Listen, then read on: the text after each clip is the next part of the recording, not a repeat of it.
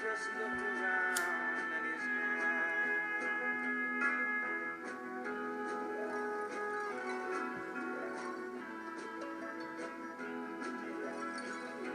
Anybody here seen my old friend John?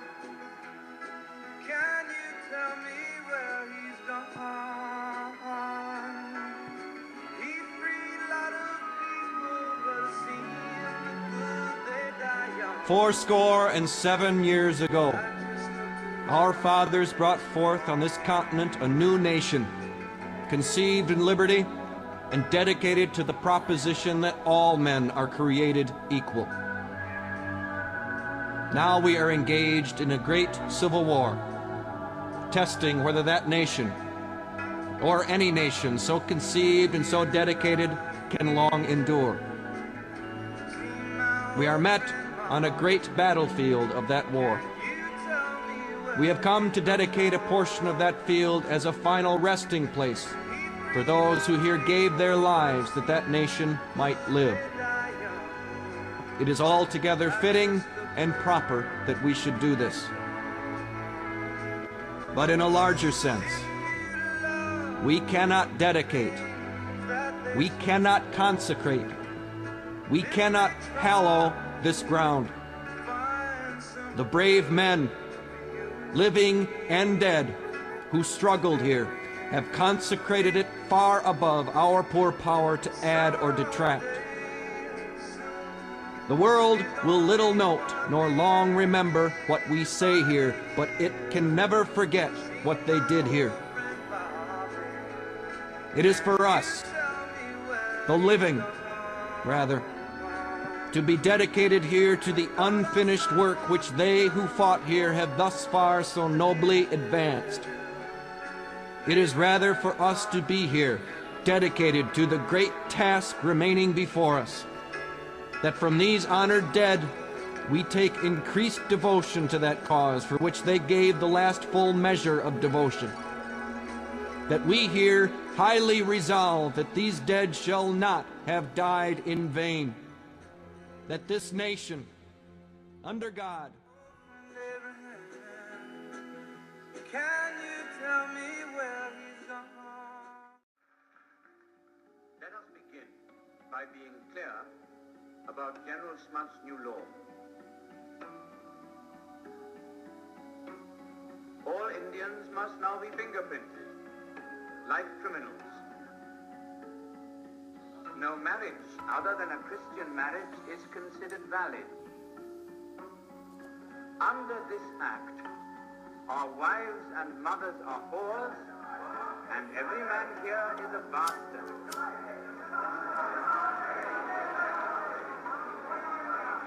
And a policeman passing an Indian dwelling, I will not call them homes, may enter and demand the card of any Indian woman whose dwelling it is. Understand?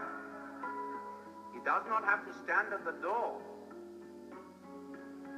He may enter.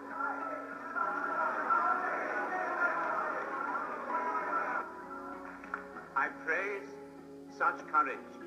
I need such courage because in this cause I too am prepared to die. But my friend, there is no cause for which I am prepared to kill.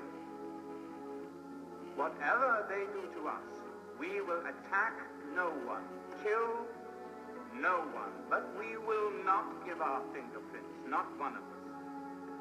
They will imprison us, they will fine us, they will seize our possessions, but they cannot take away our self-respect. And he's gone.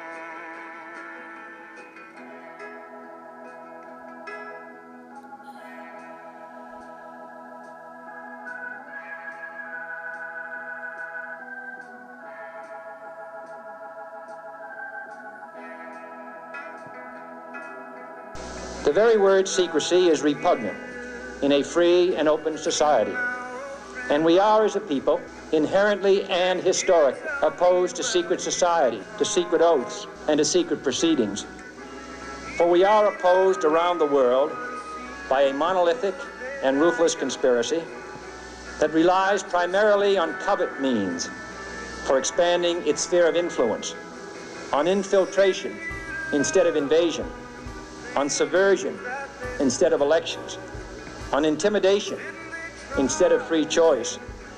It is a system which has conscripted vast human and material resources into the building of a tightly knit, highly efficient machine that combines military, diplomatic, intelligence, economic, scientific, and political operations.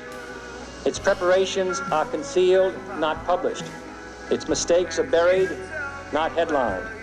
Its dissenters are silenced, not praised. No expenditure is questioned, no rumor is printed, no secret is revealed. That is why the Athenian lawmaker Solon decreed it a crime for any citizen to shrink from controversy.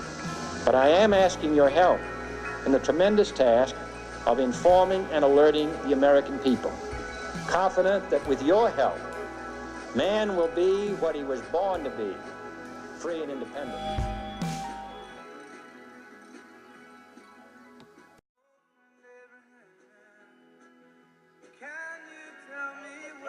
Present to you Dr. Martin Luther King, Jr.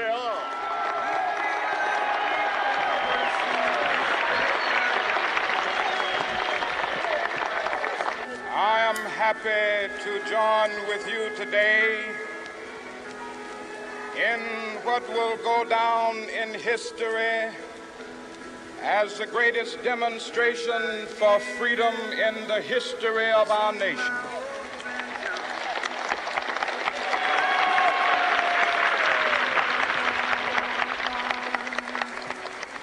Five score years ago,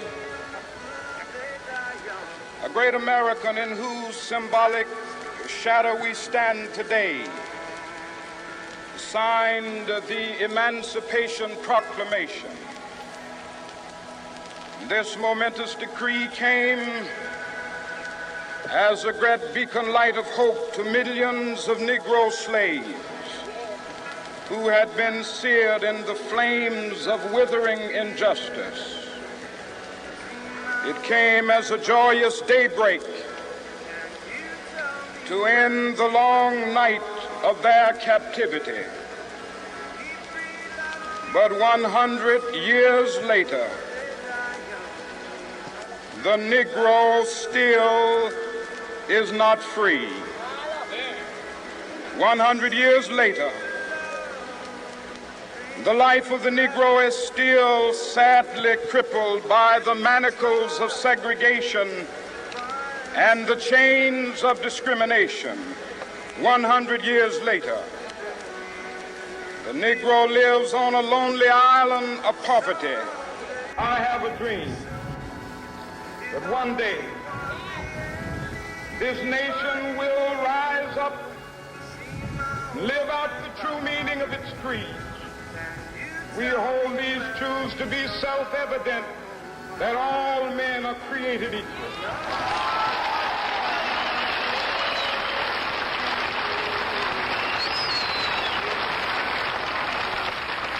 I have a dream that one day on the red hills of Georgia, sons of former slaves and the sons of former slave owners will they be able to sit down together at the table of brotherhood. I have a dream that one day, even the state of Mississippi, a state sweltering with the heat of injustice, sweltering with the heat of oppression, will be transformed into an oasis of freedom and justice. I have a dream. My four little children will one day live in a nation where they will not be judged by the color of their skin, but by the content of their character. I have a dream today.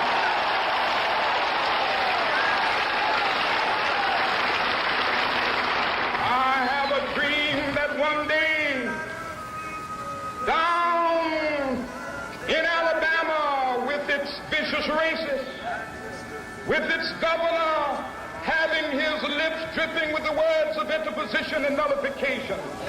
One day right there in Alabama, little black boys and black girls will be able to join hands with little white boys and white girls as sisters and brothers. I have a dream today.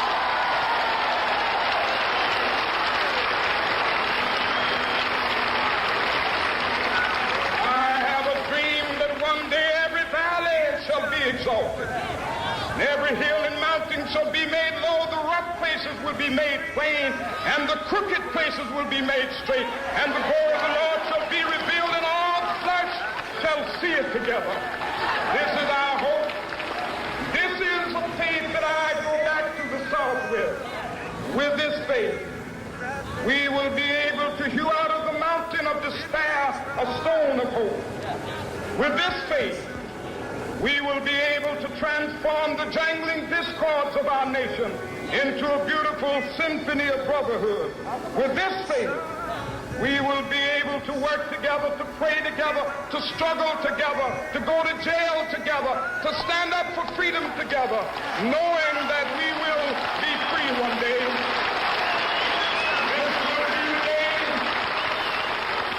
This will be the day with all of God's children. Be able to sing with new meaning, my country tears of thee. Sweet land of liberty, of thee I sing. Land where my fathers died, land of the pilgrim's pride. From every mountainside, let freedom ring. And if America is to be a great nation, this must become true. And so let freedom ring. From the prodigious hilltops of New Hampshire, let freedom ring. From the mighty mountains of New York, let freedom ring. From the heightening Alleghenies of Pennsylvania, let freedom ring. From the snow-capped Rockies of Colorado, let freedom ring. From the curvaceous slopes of California. But not only that, let freedom ring from Stone Mountain of Georgia. Let freedom ring from Lookout Mountain of Tennessee. Let freedom ring from every hill and molehill of Mississippi, from every mountainside. Let freedom ring. And when we ever, when we allow freedom ring, when we let it ring from every village and every hamlet, from every state and every city, we will be able to speed up that day when all of God's children, black men and white men, Jews and Gentiles, Protestants and Catholics, will be able to join hands and sing in the words of the old Negro spiritual, free at last, free at last, thank God Almighty. See my old friend Martin. Can you tell me where he's gone?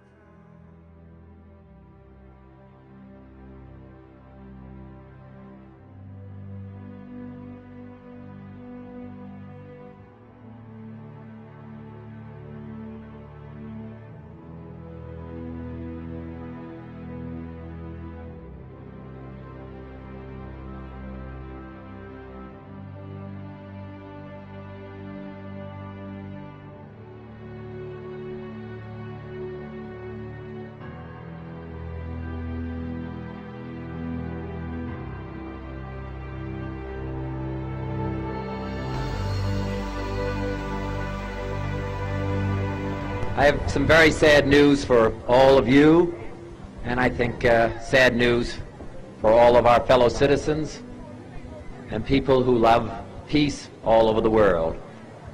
And that is that Martin Luther King was shot and was killed tonight in Memphis, Tennessee. Martin Luther King dedicated his life to love and to justice between fellow human beings. He died in the cause of that effort. In this difficult day, in this difficult time for the United States, it's perhaps well to ask what kind of a nation we are and what direction we want to move in. For those of you who are black, considering the evidence evidently is that there were white people who were responsible. You can be filled with bitterness and with hatred and a desire for revenge.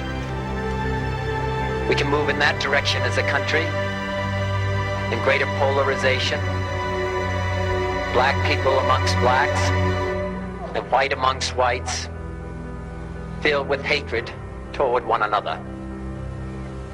Or we can make an effort, as Martin Luther King did, to understand and to comprehend and replace that violence, that stain of bloodshed that is spread across our land, with an effort to understand, compassion, and love. For those of you who are black and are tempted to be filled with hatred and mistrust of the injustice of such an act against all white people, I would only say that I can also feel in my own heart the same kind of feeling.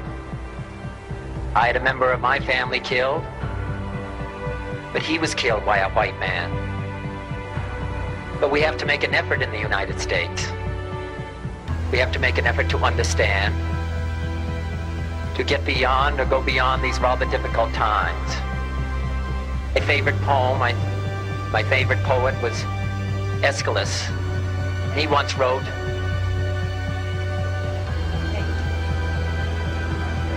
"Even in our sleep, pain which cannot forget falls drop by drop upon the heart, until in our own despair, against our will, comes wisdom through the awful grace of God." What we need in the United States is not division. What we need in the United States is not hatred. What we need in the United States is not violence and lawlessness, but is love and wisdom and compassion toward one another, feeling of justice toward those who still suffer within our country, whether they be white or whether they be black. He freed a lot of people, but it seemed good they die young.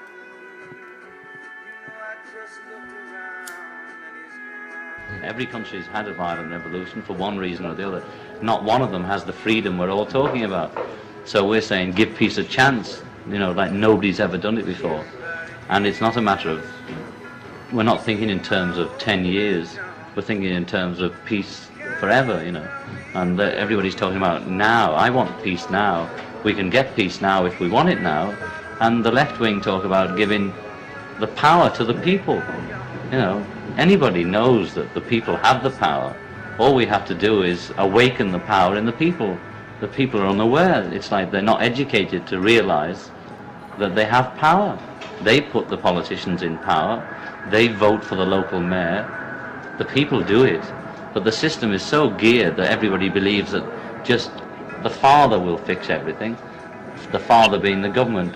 Government will fix everything. It is all government's fault. You know, shake a fist at the government. Well, we are the government. The people are the government, and the people have the power, but we must time it. He freed a lot of people, but it seemed good they die young. I just looked around and he's gone. Didn't you love the things that they stood for? Didn't they try